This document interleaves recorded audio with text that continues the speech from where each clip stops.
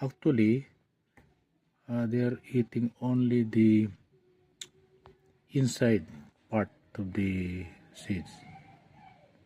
So they are leaving the seed chaffs like this. So more or less, after a while, after they eat, they left behind mostly 80 to 85% chaffs. So seed chaffs.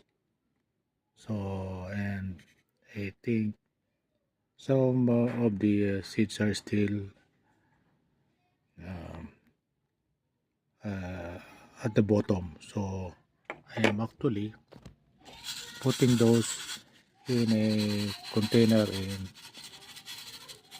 vibrate it so that I can separate the chaffs from the